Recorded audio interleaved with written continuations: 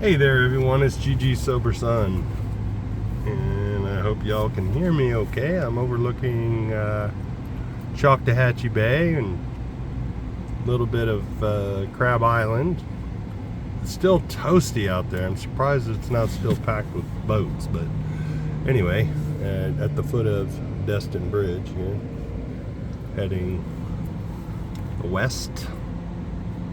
June 28th. AA thought for the day. You can prove to yourself that life is basically and fundamentally an inner attitude. Just try to remember what troubled you most a week ago. You probably will find it difficult to remember. Why then should you unduly worry or fret over the problems that arise today? Your attitude toward them can be changed by putting yourself and your problems in God's hands and trusting Him to see that everything will turn out all right, provided you are trying to do the right thing. Your changed mental attitude toward your problems relieves you of their burden, and you can face them without fear.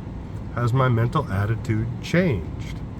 Yeah, and I think that God's putting yourself and your problem in God's hands and trusting Him to see that everything will turn out all right can relieve and help us change our mental attitude, regardless of where it goes on to say, provided you are trying to do the right thing. Well, I mean, I think that goes without saying. And trying,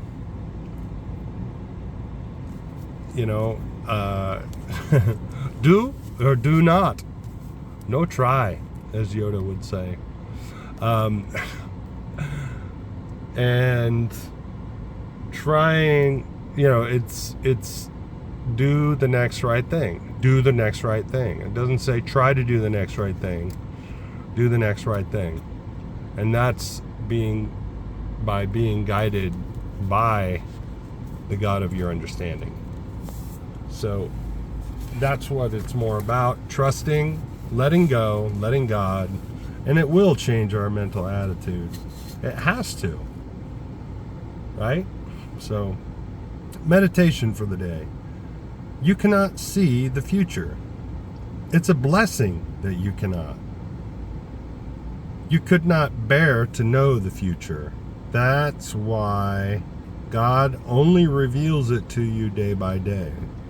The first step each day is to lay your will before God as an offering, ready for God to do what is best for you. Be sure that if you trust God, what He does for you will be for the best. The second step is to be confident that God is powerful enough to do anything He wills, and that no miracle in human lives is impossible with Him. Then leave the future to God. Yeah, I know God is getting ready to do a miracle in my finances. Now, I'm not saying I'm going to win the lottery or anything like that, but I know that, recently I started doing something that, at one time I just believed that the church just wants my money. But I have since grown. Yes, that's right, grown. And guess what? I changed my mind. That God wants to be first place in my life, and the best way for Him to see, for me to demonstrate that He is first in my life, right? For me to demonstrate that He is first in my life is through my finances. I thought I had to just figure everything out first. And God's like, no. I've provided a system with which to secure your finances. And to surrender the first bit, to me, is the way to do it. And it's not even, it's really just acknowledging that it's all God's anyway. God is the giver of all good gifts. And I've heard that before, and it makes a lot of sense to me. And that, so I realized that I was basically tithing is the and tithe only means tenth, right? I was giving 10% based on what I actually got paid in my month to month. But I wasn't giving from the top, basically. It was what I was getting after the ex-wife gets her share of my retirement and alimony and that kind of stuff, after taxes and everything else. I wasn't tithing off of the top. And that made a difference, I feel. I started just naturally paying more attention to what, to my finances. And oh, by the way, I got something else gave away, and I'm going to start getting about $1,500 more a month than I was before. Go figure. And, so when I started tithing off of what I was actually getting paid before all the taxes and everything else, and to me, the decision I made was, God's more important to me than the tax man. God's more important to me than my ex-wife, the mother of my children. And so I want to demonstrate that by giving him that before everybody else gets their hack on it. And it just created a bit of a shift in my life. So,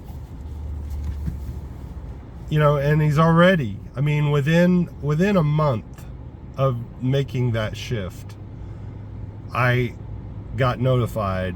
Now, it's been something that's been in the works for a while, and I certainly didn't do it to get. I just realized that I wasn't actually tithing. That it occurred to me that way. Now, some may argue that's ridiculous, and it might be ridiculous for somebody else, but it wasn't ridiculous for me. And that's the thing. This is the God of my understanding, and nobody can argue with that. So anybody has an issue, then maybe they need to talk to their sponsor about it. So anyway, prayer for the day. I pray that I may gladly leave my future in God's hands. I pray that I may be confident that good things will happen as long as I am on the right path. And I can't believe how often it seems like this guy's writing is if-then type faith. And it's not. I pray that I may gladly leave my future in God's hands. Period. I pray that I may be confident that good things will happen. Period. Not as long as I'm on the right path. You can't think those things without being on the right path. So it's at the very least redundant. And at the worst, bad theology. Sort of bad faith theology that just doesn't make sense. It's not either or. It's not do good, get good, do bad, get bad. It's, look, bottom line, I'm punished by my sin and disobedience. But it's more of a relationship than it is obedience. If I have a relationship with somebody that I love and respect, I'm not going to deliberately do something out of selfish and vain conceit that's going to jeopardize how I feel about that person or around that person. So it's important for me to remember that it is a relationship, and that if I don't, if I do what I feel led to do to honor that relationship, then I'm on the right path. It's not as long as I'm on the right path. I'm on the right path if I'm doing what I need to do to honor that relationship. So I hope all that makes sense. Anyway, it's a beautiful day, folks. Keep coming back. I love you. Look up, aim up, rise up.